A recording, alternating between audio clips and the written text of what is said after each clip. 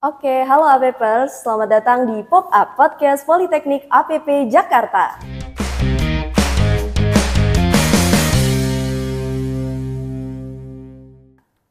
Oke, baik lagi nih sama aku Najwa Aulia yang bakal bawain Pop Up atau Podcast Politeknik APP Jakarta, di mana tempatnya kita ngobrol penuh dengan inspirasi dan pastinya banyak banget insightful banget di sini. Terus abis itu kita juga menghadirkan bintang tamu yang pastinya kece abis nih. Nah sebelumnya kita kan udah masuk nih ke opening pop up sebelumnya nih yang pastinya APPers itu penasaran banget dengan podcast ini atau pop up.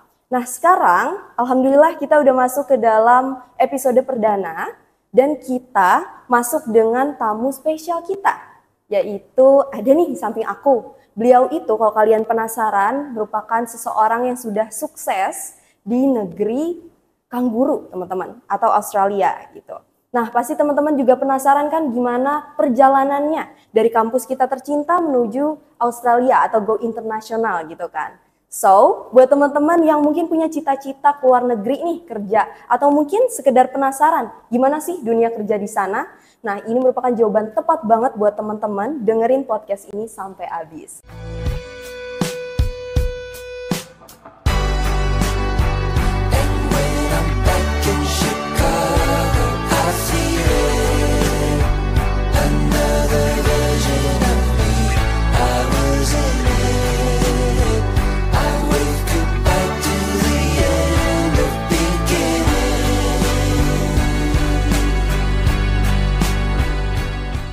Kita sambut dulu bintang tamu kita. Halo Kak. Hai. Halo, oke. Gimana Kak kabarnya? Alhamdulillah baik. Alhamdulillah baik. Boleh nih teman-teman, ini merupakan alumni terbaik ya Politeknik APP Jakarta karena udah sukses nih di dunia kerja di Australia teman-teman.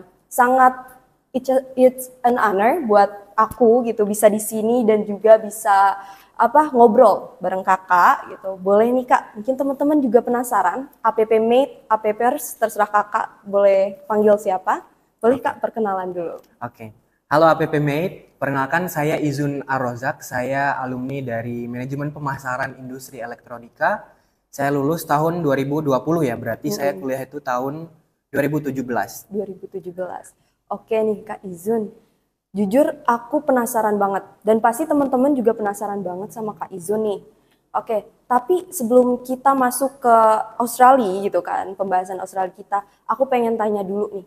Kenapa Kakak pilih Politeknik APP Jakarta? Oke, baik.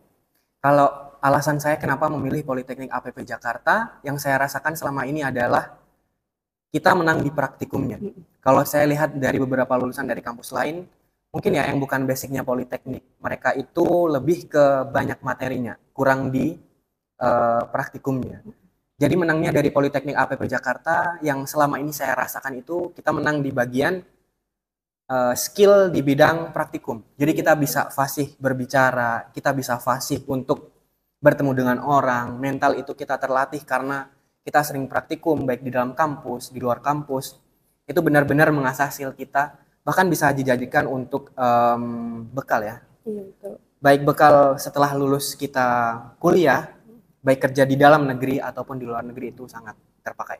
Oke, jadi kita dengar dari Kak Izun itu bahwa Politeknik APP dipilih itu karena skillnya ya, karena mengasah skill kita dalam hal komunikasi dan lain-lain gitu kan. Jadi kita nggak cuma pintar dalam akademik saja ya kak ya, melainkan kita juga mengasah skill kita di sini gitu. Oke, kalau boleh tahu nih kak, kakak dari jurusan mana nih? Oke, teman-teman Politeknik APP, saya dari Manajemen Pemasaran Industri Elektronika atau lebih seringnya dipanggil marketing. Betul, marketing. Kebetulan sama guys sama aku. Dan sekarang aku pakai PDH marketing, bangga banget bisa punya alumni lulusan dari marketing yang udah bekerja di Australia pastinya. Proud marketing. Proud marketing banget. Oke, salam Yellow Fighter. Salam Yellow Fighter. Oke nih, Kak, mungkin teman-teman kan juga banyak yang punya impian ke luar negeri nih, kerja di Australia.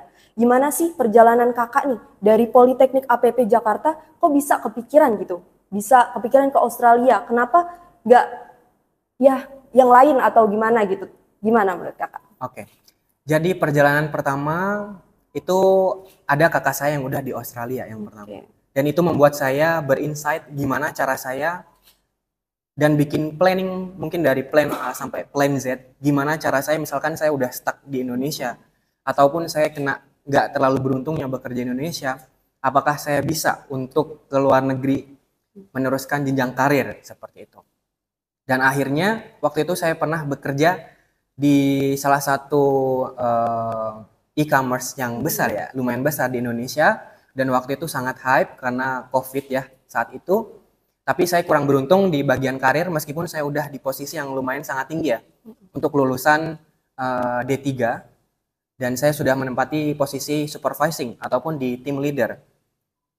Jadi setelah saya terkena ketidakuntungan itu, saya berpikir apakah saya bisa berangkat ke Australia dengan modal yang saya miliki. Untungnya kalau di Politeknik APP Jakarta itu kita udah banyak praktik, terutama di bidang bahasa Inggris. Ada mata kuliah bahasa Inggris masih ada kan sekarang ya?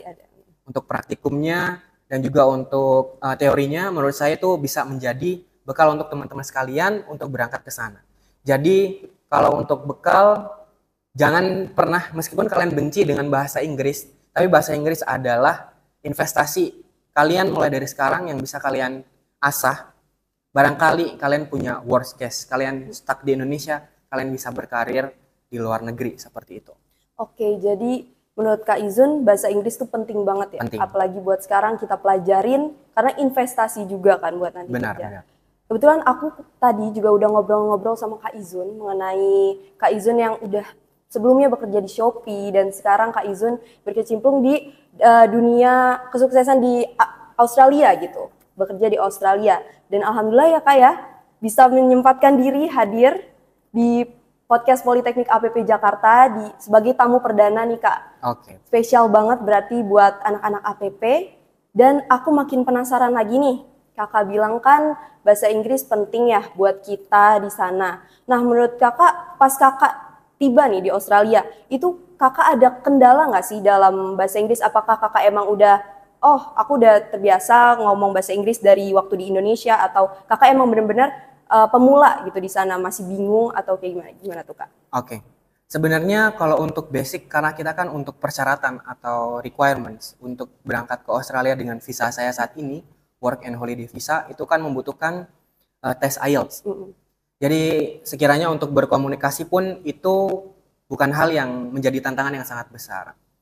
Saya ada cerita sedikit, waktu itu saya ada di praktikum bahasa Inggris ya. Kalau bahasa Inggris semester berapa ya? Bahasa Inggris semester 1 dan 2. Nah, itu ada praktikumnya kan. Kita disuruh ngobrol, bikin conversation satu sama lain, terus nanti kita praktik ke depan ya. Sebenarnya bukan not a big deal, atau bukan jadi masalah yang besar untuk sekedar berbicara sama orang gitu. Kalaupun kita nggak mencoba, kita juga nggak bakal bisa. Jadi ya, itu salah satu bekal saya sih. Kita bisa ngobrol, dimulai dari teman kita yang terdekat, nanti kita bisa mencoba untuk ngobrol dengan orang lain, bahkan orang native asli Australia untuk sekedar berbicara bahasa Inggris.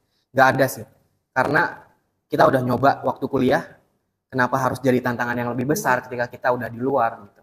Oke, jadi yang penting berani dulu gitu ya? Berani dulu. Kalau masalah bisa atau enggaknya belakangan. Tapi yang pastinya kita harus punya bekal dulu nih gitu. Kita pelajarin dulu bahasa Inggris, apalagi di Politeknik APP Jakarta juga kan sampai sekarang ada tuh yang namanya English for Marketing gitu kan. Public speaking juga, itu ngebantu kita banget nih APPers.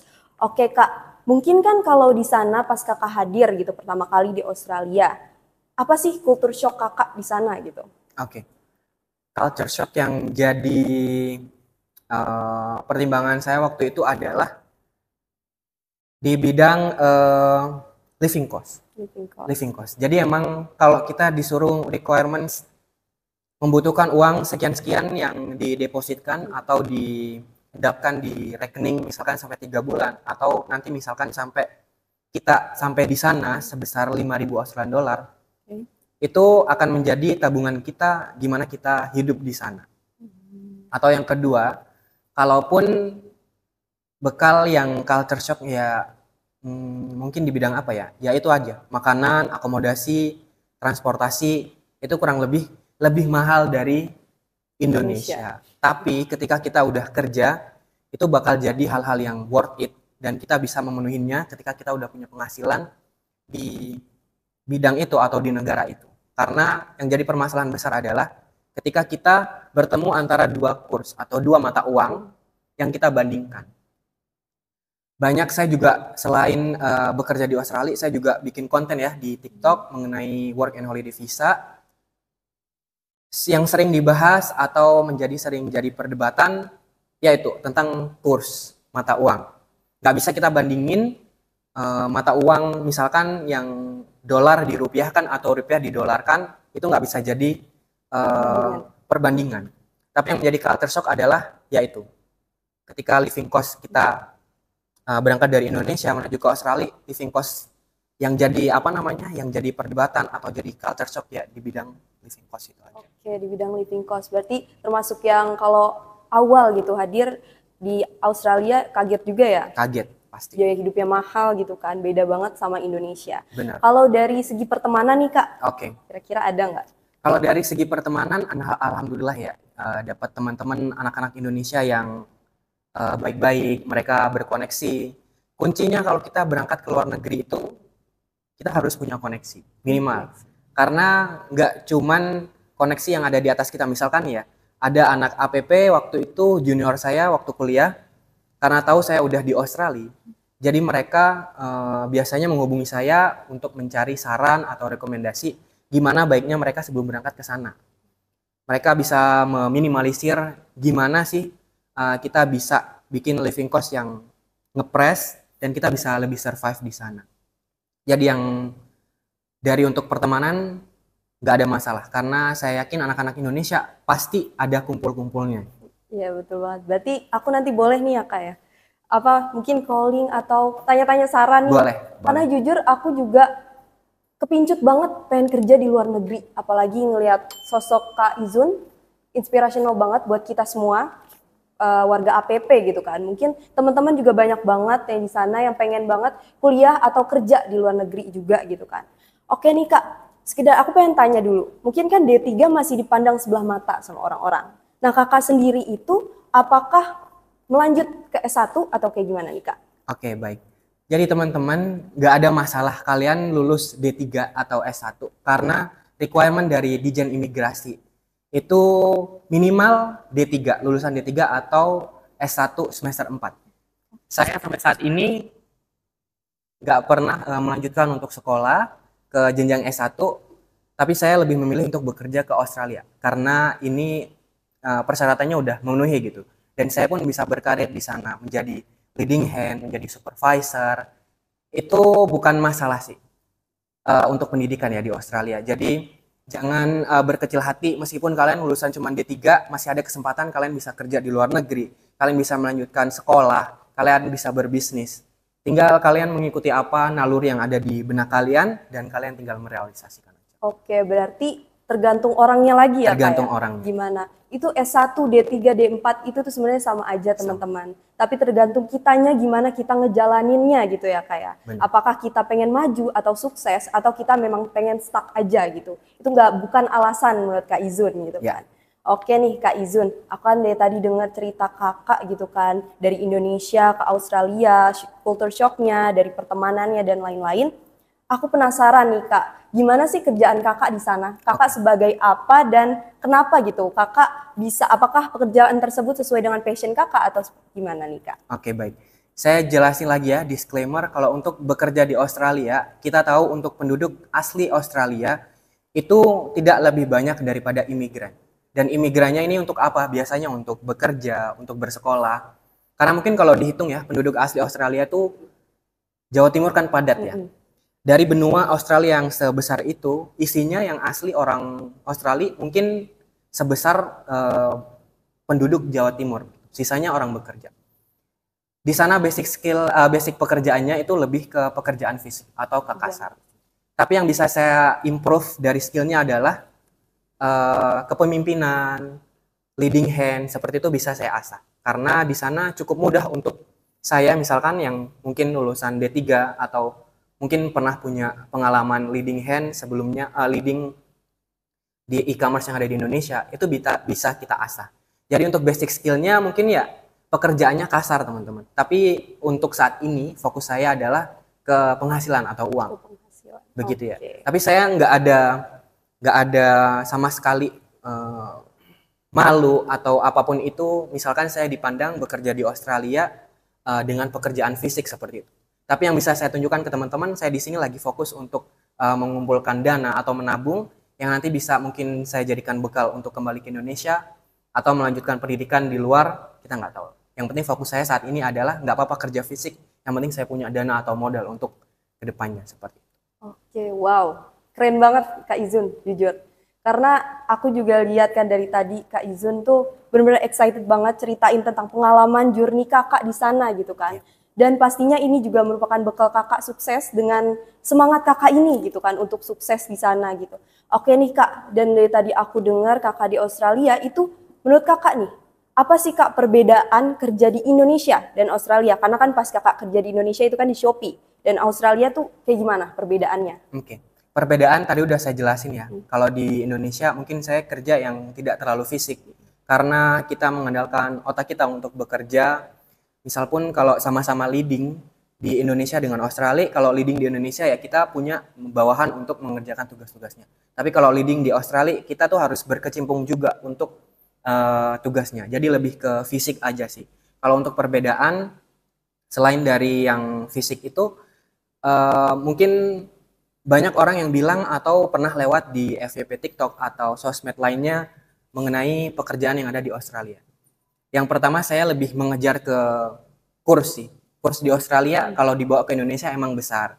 Tapi kalau di sana itu pekerjaan fisik selalu dihargai sesuai dengan apa yang kita kerjakan. Perbedaannya itu dua ya, dari fisiknya. Dan yang kedua saya lebih mengejar ke kurs atau uang yang ada di sana seperti itu. Oke nih Kak. Kan tadi kakak juga kerja di sana dan kakak katanya buat konten gitu ya. Benar. Di TikTok dan Instagram mungkin? Saya lebih aktif di TikTok. Oke. Apakah konten kakak di TikTok itu juga menghasilkan penghasilan atau gimana nih Kak? Kalau di TikTok lebih ke mendatangkan orang yang ingin untuk mengundang saya begitu. Berarti biasanya kalau ada dari beberapa platform yang untuk mengundang saya menjadi pemateri atau menginginkan beberapa materi yang udah saya buat untuk perjalanan menuju ke Australia, itu biasanya mereka menghubungin via TikTok dan mereka mungkin mendatangkan pekerjaan-pekerjaan lainnya seperti itu kepada saya. Oke, itu teman-teman. Jadi cerita dari Kak Izun. Oke nih Kak Izun, mungkin pertanyaan lagi dari aku. Kan tadi Kak Izun bilang Politeknik APP Jakarta sebagai tempat untuk mengasah skill kakak kan pastinya. Skill-skill dalam komunikasi dan lain-lain yang mungkin merupakan bekal untuk nanti ke luar negeri gitu kan. Benar. Dan sampai sekarang ya Kak ya, skill komunikasi. Jujur Kak Izun merupakan orang yang dari tadi nggak shaking loh guys, ngomong sama aku dan aku shaking jujur. Aku gemeter banget karena ini juga perdana gitu kan podcast Politeknik APP Jakarta. Tamunya juga spesial banget Kak Izun dari luar negeri Australia gitu. Dan sekarang berlibur dan punya kesempatan hadir di Politeknik APP Jakarta buat berbagi cerita sama kita semua gitu. Oke Kak Izun, tadi masuk Politeknik APP Jakarta jurusan apa nih Kak? Jurusan marketing ya tadi ya? Marketing. Iya. Jalurnya maksudnya. Jalurnya saya masuk di PPKA atau undangan. Oh, jalur undangan. Oke. Jalur undangan. Oke Kak Izun. Tadi Kak Izun bilang juga kan ke Australia itu harus ada relasi juga kan. Nah, buat kakak sendiri, waktu kakak magang nih dari Politeknik APP Jakarta, itu kakak dari apa sih? Apakah kakak ikut jalur-jalur yang emang ada di kementerian atau bagaimana nih Kak? Waktu itu saya ikut jalur, saya dulu magang di Auto 2000 Astra Internasional yang ada di Jakarta Utara ya. Waktu itu ada pembicara dari Auto 2000 dan langsung minta anak APP sekitar 2 atau 3 orang untuk magang di sana. Dan saya langsung berkesempatan karena waktu itu sifatnya seleksi ya. Saya mengajukan portofolio saya dan langsung klik dan waktu itu saya langsung diberangkatkan untuk magang. Jadi saya lewat jalur apa itu namanya ya? Ada rekrutmen aja dari pihak prodi waktu itu, terus saya disalurkan oleh pihak kampus. Berarti itu requirement-nya dari CDC kah? Dari CDC dan juga dari Prodi juga. Oke, jadi for your information nih, di Politeknik APP Jakarta ada yang namanya CDC, Career Development Center, di mana kalian bisa dapat informasi mengenai seputar pekerjaan, magang, dan lain-lain, betul ya Kak? Berarti membantu banget ya Kak ya? Benar. Oke nih, kita udah dengar cerita kisah dari Kak Izun yang sangat inspiratif buat kita semua, dan kita mungkin bisa ngambil pelajaran dari kakak. Benar. Dan pastinya nih, saya pasti kalau ngelihat portofolio kakak, wah bagus banget. Pengalamannya pasti udah banyak banget. Dari Astra, Shopee, dan sekarang di Australia gitu kan. Keren banget jujur, nggak bisa berkata-kata lagi. Dan alhamdulillah kak bisa hadir di sini, ngobrol bareng saya gitu. Ini merupakan hal yang nggak bakal saya lupain sih kak. Oke, mungkin dari kakak sendiri ada kata-kata nggak nih buat masyarakat atau warga Politeknik APP Jakarta, khususnya mahasiswa-mahasiswi yang lagi belajar sekarang, gimana, apakah harus semangat atau gimana nih Kak? Boleh. Oke, ada satu kata mutiara yang saya pegang, no matter how dark it gets, the sun is gonna rise again. Jadi seberapa gelap apapun kehidupan kalian untuk saat ini, kalian sedang menjalaninya, tapi tetap semangat aja, karena besok pasti matahari itu akan terbit lagi. Oke, kita tepuk tangan dulu buat Kak Izun. Oke, terima kasih banyak Kak Izun sudah menyempatkan waktu ke sini buat ngobrol bareng aku. Terima kasih banyak udah berbagi kisah journey kakak di Australia, dari Indonesia ke Australia, dan pastinya APPers juga udah gak sabar juga dengan episode-episode selanjutnya yang menghadirkan tamu-tamu yang spesial juga, yang pastinya menginspirasi seperti Kak Izun. Tenang aja APPers, kita banyak banget daftar-daftar tamu-tamu keren yang mungkin APPers bakal penasaran gitu selanjutnya. Sekarang Australia, mungkin besok ada dari negara mana lagi? We never know ya Kak, we never know. Terima kasih telah mendengarkan Pop Up Podcast Politeknik APP Jakarta, and see you, tetap berkarya.